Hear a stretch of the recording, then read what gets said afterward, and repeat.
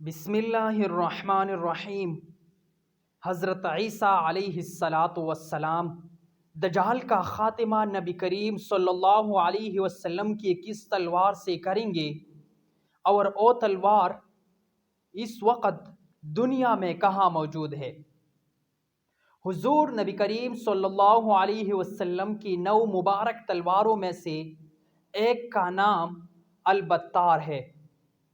یہ تلوار سرکار دو عالم نبی اکرم حضرت محمد صلی اللہ علیہ وسلم کو یثرب کی یہودی قبیلے بنو قینقاع سے مالی غنیمت کے طور پر حاصل ہوئی۔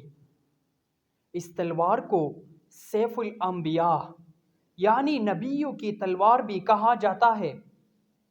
اس تلوار پر حضرت داؤد علیہ السلام، سلیمان علیہ السلام، ہارون علیہ السلام، یسع علیہ السلام، زکریا علیہ السلام، یحییٰ علیہ السلام، عیسیٰ علیہ السلام اور محمد صلی اللہ علیہ وسلم کے آسماء مبارکہ کنندہ ہے۔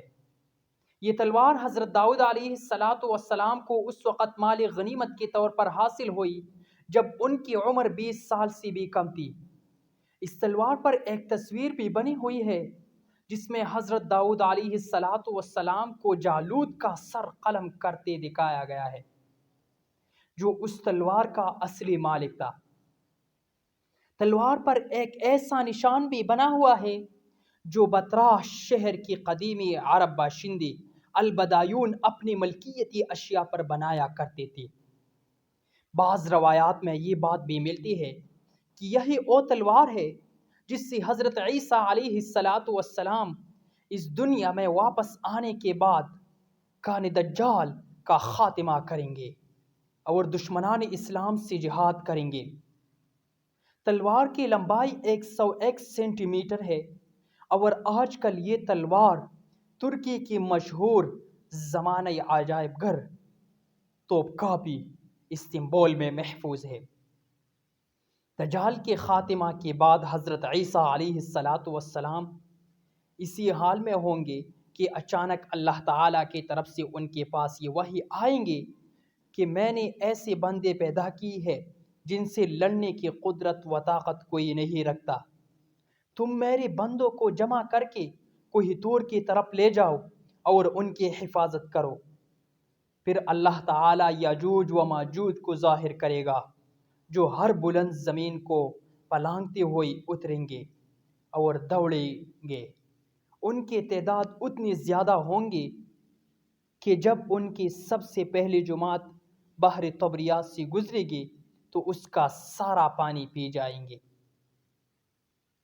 پھر جب اس جماعت کے بعد آنے والی جماعت وہاں سے گزرے گی تو بحر طبری کو خالی دیکھ کر کہے گی کہ اس میں بھی کبھی پانی تھا۔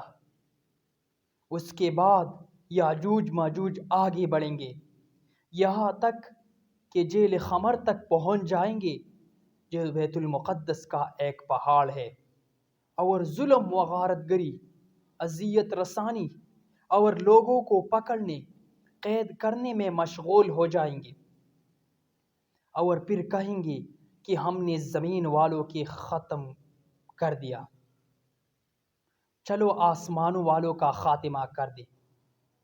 چنانچہ وہ آسمان کی طرف اپنی تیر پھینکیں گے اور اللہ تعالیٰ ان کی تیروں کو خون آلود کر کے لٹا دیں گے تاکہ وہ اس برم میں رہیں گے کہ ہماری تیر واقعتاً آسمان والوں کا کام تمام کر کے واپس آئی ہے۔ گویا اللہ تعالیٰ کی طرف سے انہیں ڈیل دی جائے گی، اور یہ احتمال بھی ہے کہ وہ تیر فضا میں پرندوں کو لگے گی اور ان کی خون سے آلودہ ہو کر واپس آئیں گے۔ بس اس میں اس طرف اشارہ ہے کہ دجال کا فتنہ زمین تک ہی محدود نہیں رہے گا بلکہ زمین کے اوپر بھی پھیل جائیں گے۔ اس عرصہ میں خدا کی نبی اور ان کی رفقا یعنی حضرت عیسیٰ علیہ السلام اور اس وقت کی مومن کوہ طور پر رکے جائیں گے، اور ان پر اسباب و معیشت کی تنگی و قلت اس درجہ کو پہنچ جائے گی کہ ان کے لیے بیل کا سر تمہارے آج کے 100 دیناروں سے بہتر ہوگا۔ جب یہ حالت ہو جائیں گی تو اللہ کے نبی عیسیٰ علیہ السلام اور ان کے ساتھی یاجوج ماجوج کی ہلاکت کے لیے دعا و زاری کریں گے۔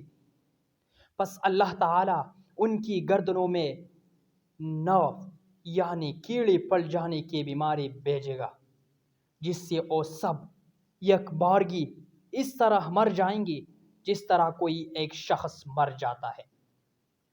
یعنی نغف کی بیماری کی شکل ان پر خدا کا قہر اس طرح نازل ہوگا کہ سب کے سب ایک ہی وقت میں موت کی گھاٹ اتر جائیں گے۔ اللہ کے نبی اور ان کے ساتھی اس بات سے آگاہ ہو کر پہاڑ سے اتر آئیں گے اور انہیں زمین پر ایک بالشت کا ٹکڑا بھی ایسا نہیں ملے گا جو یاجوج ماجوج کی چربی اور بدبو سے خالی ہو۔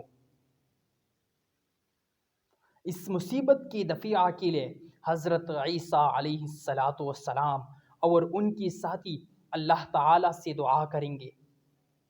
تب اللہ تعالیٰ اون کی گردن جیسی لمبی گردنوں والی پرندوں کو بھیجے گا جو یاجوج ماجوج کی لاشوں کو اٹھا کر جہاں اللہ کی مرضی ہوگی اٹھا کر پھینک دیں گے۔ ایک اور روایت میں ہے کہ وہ پرندے ان لاشوں کو پہبل میں ڈال دیں گے۔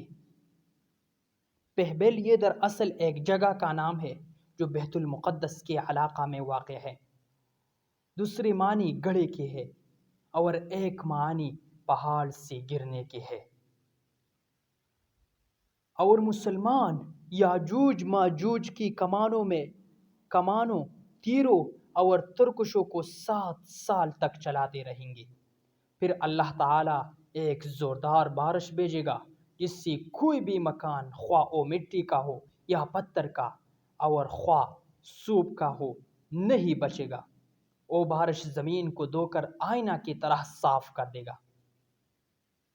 پھر زمین کو حکم دیا جائے گا کہ اپنی پلوں یعنی اپنی پیداوار کو نکال اور اپنی برکت کو واپس لا۔ چنانچہ زمین کی پیداوار اس وقت اس قدر بابرکت اور با افراد ہوگی کہ 10 سے لے کر 40 آدمیوں تک کی پوری جماعت ایک انار کے پل سے سیراب ہو جائے گی، اور اس انار کے چھلکے سے لوگ سایہ حاصل کریں گے۔ نیز دودھ میں برکت دی جائیں گے، یعنی اونٹ اور بکریوں کی تنوں میں دودھ بہت ہوگا، یہاں تک کہ دودھ دینے والی ایک اونٹنی لوگوں کی ایک بڑی جماعت کے لیے کافی ہوں گی۔ دودھ دینے والی ایک بکری آدمیوں کی ایک چھوٹی سی جماعت کے لیے کافی ہوگی۔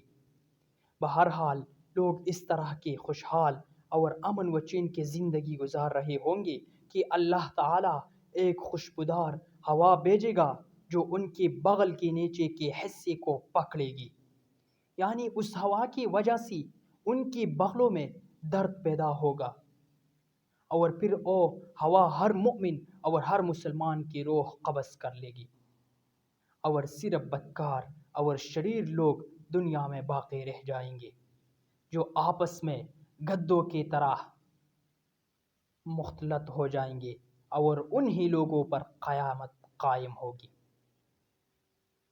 اس پوری روایت کو مسلم رحمہ اللہ نے نقل کیا ہے بحوالہ تیسر الباری ترجمہ و شرح صحیح بخاری جلد نمبر 9 صفحہ 189 تا 191۔ اگر آپ کو یہ ویڈیو لگی ہو اچھی